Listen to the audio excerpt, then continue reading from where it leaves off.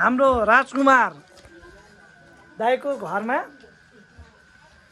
अब यो काँक्राको त अब थाल त सकिसक्यो होइन यो भरिदियो अनि यो आधी यति बाँकी बसेको छ हामीले खायौँ न अब खाँदैछौँ यो पनि सकिन लागिसकेको छ हाम्रो पासुबा कस्तो छ पासुबा मिठो मिठो काँक्रो खाने यो सिजन हो सिजन अनुसारको काँक्रो खानु एकदमै स्वादिष्ट आनन्द फेरि धेरैजनामा रमाइलो पनि हुने है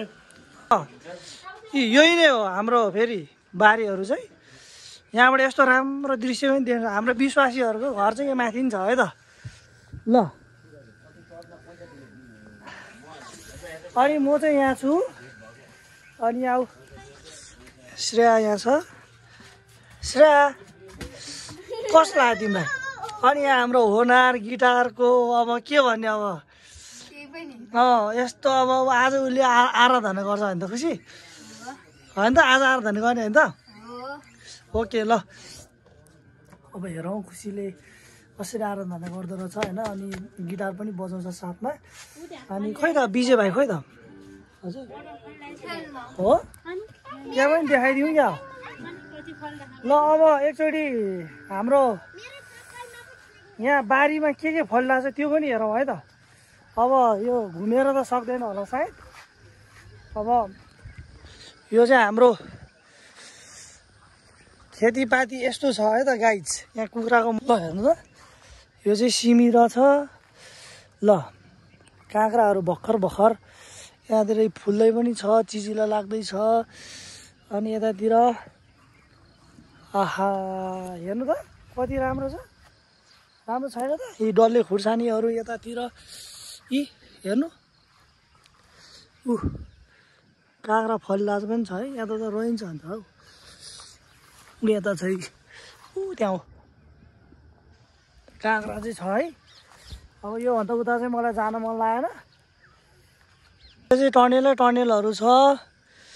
साह्रै राम्रो है प्राकृतिक सौन्दर्यले भरिएको ठाउँ फर्पिङ खासमा चाहिँ उयो डाँडा छ नि यो डाँडा हो यो डाँडा चाहिँ कस्तो डाँडा हो भन्दाखेरि चाहिँ नेपालको पहिलो हाइड्रो पावर चाहिँ यहाँ फर्पिङमा छ अनि एउटा विशेषता पनि यो हो अनि आज विवेक भाइ पनि सँगै छ किरण भएको जति सबै यो काँक्रा हो है त तलसम्म काँक्रा छ अब उता हेर्नुभयो भने काठमाडौँको दृश्य देख्न सक्छौँ कति राम्रो देखिरहेछ ल यहाँ अर्को कुरा पनि के छ भन्दाखेरि हाम्रो राजकुमार दाहरूको घरमा चाहिँ गाई पालन पनि छ अनि यहाँ गाई पालनको अब चाहिँ यहाँ हुनुहुन्छ है त ल खुसी ल खुसी तिम्रो गाईको नाम भन्दै आऊ त ल यहाँ मलाई थाहा छैन ल अब हाम्रो यहाँ राजकुमार दाई चाहिँ ल हान्दैन नि मलाई डर लाग्छ यो चाहिँ अब दाना पानी हुँदैछ यो गाईको नाम चाहिँ के हो नि दाइ यो माले हो ए अब यहाँ लसुन चाहिँ मजाले केलाइराख्नु भएको छ हाम्रो गुरुआमा कस्तो लागिरहेछ तपाईँलाई आज रमाइलो छ है हजुर पकाउने आज सिम सागको यो फेरि लोकल होइन त ल हेर्नुहोस् त्यहाँ चुलो हेर्नुहोस् है कति राम्रो छ ल हेर्नु आगो ल अब हाम्रो कुकम्यान चाहिँ उहाँ हुनुहुन्छ फेरि है अर्ग्यानिक पुरा अर्ग्यानिक यहाँ त बाहिरको भन्ने छैन अब यो काँक्रा हेऱ्यो भने फेरि भर्खरै त तपाईँहरूलाई देखाएर ल्याइसकेँ मैले होइन भर्खरै बारीबाट देखाएर ल्याइसकेँ म ठ्याक्कै यो 1 वर्ष अगाडि चाहिँ म यहाँ आएको थिएँ त्यो बेलामा चाहिँ मुन्टा अनि त्यहाँबाट सिमसाग अनि त्यसपछि दुध यति मिठो है अब आज पनि हामी खान्छौँ होला खान्छौँ होइन त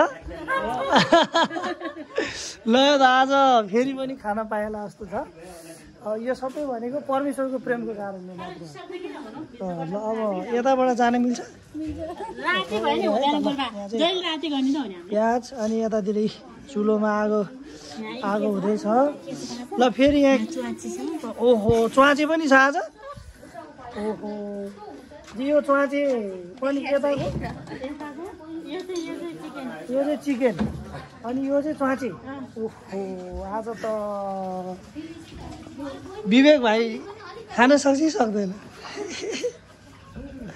ल अब रमाइलो होला जस्तो छ। अब हामी चाहिँ यसो भजनहरू गाएर बसौँ होइन त खुसी। ल गिटार लिएर आऊ, ल गिटार लिएर आऊ। अब यो समय खेर फाल्नु हुँदैन हामीले। ल कोही खाना बनाउनु लाग्यो भने हामी ओ वचन पनि सिक्नु छ। एकदम एकदम एकदम हाम्रो पास्टर भयो है उहाँ चाहिँ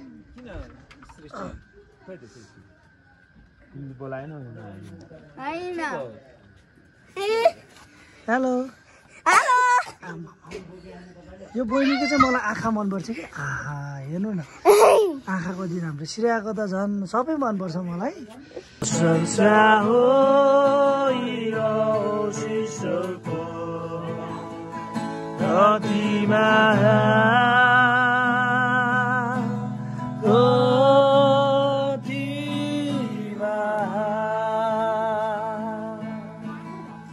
जब पिताले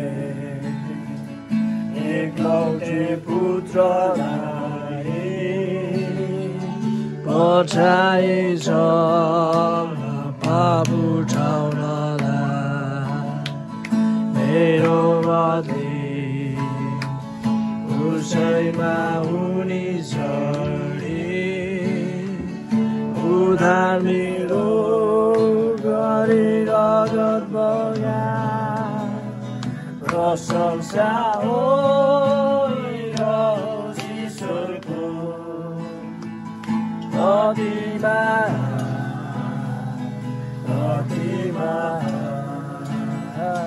प्रशंसा हो ईश्वरको कतिमा